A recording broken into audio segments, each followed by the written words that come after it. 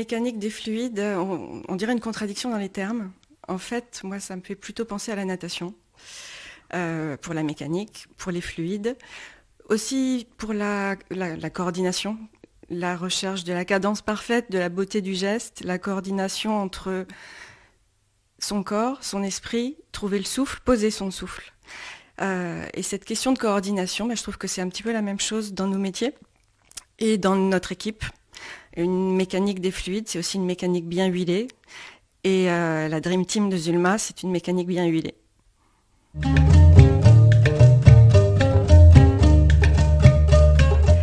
Ou vice-versa. Il faut arrêter avec cette légende. Non, il faut beaucoup plus de temps, il faut beaucoup plus de 6 mois pour concevoir un livre. Alors encore, quel type de conception? Mais à partir du moment où nous, en tant qu'éditeurs, on a choisi un texte, retenu un manuscrit, ou sélectionné une traduction, il va nous falloir plus de 6 mois pour l'amener jusqu'au lecteur, peaufiner le texte, le ciseler en partenariat avec l'auteur et le traducteur, lui trouver la plus belle couverture, commencer à le diffuser, informer les libraires et les journalistes, et puis lui trouver le meilleur imprimeur aussi et le plus beau papier. Voilà. Et ça prend un petit peu plus de 6 mois.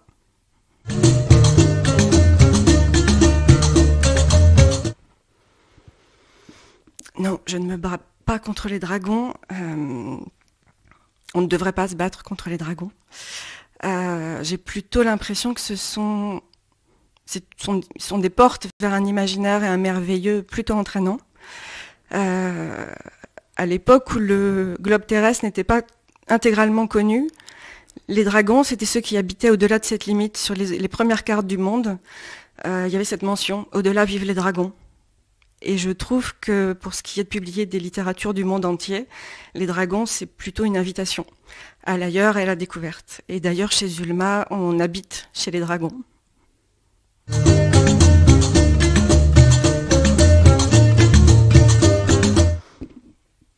Alors, 3 coups de cœur chez Zulma. On va commencer avec Le Maître du jugement dernier de Léo Perutz, traduit par Jean-Claude Capel. C'est un roman, j'adore ce genre de roman. Ça se passe à Vienne en 1909, dans la bonne société, dans un salon où se donne un récital. Soudain, 2 coups de feu. Est-ce un meurtre? Est-ce un suicide? Bien sûr, une enquête se lance, mais au-delà de l'enquête, c'est une spirale fantasmagorique qui nous emmène à la limite du réel et du fantastique. Léo Perutz était contemporain de Kafka, admiré par Borges. Tout est là.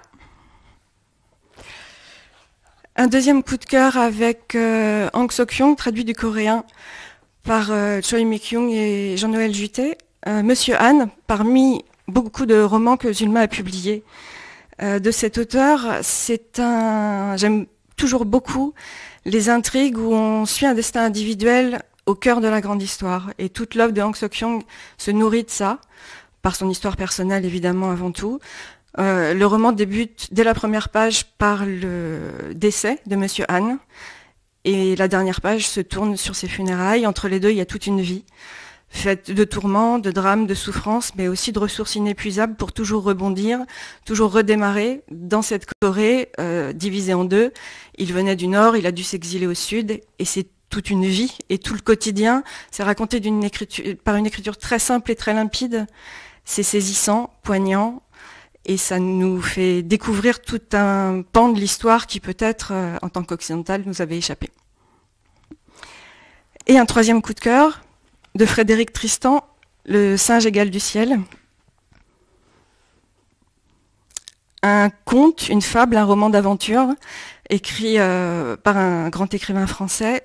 C'est comme si les pérégrinations vers l'Ouest, le fameux roman chinois, trouvaient un écho dans la littérature française. On suit le destin d'un singe qui décide de trouver la recette de l'immortalité. Et pour ça, il est prêt à tout, y compris à gravir la montagne des Écritures. Si une montagne est montagne, c'est pour qu'on y monte. Et c'est drôle, c'est épique et jubilatoire.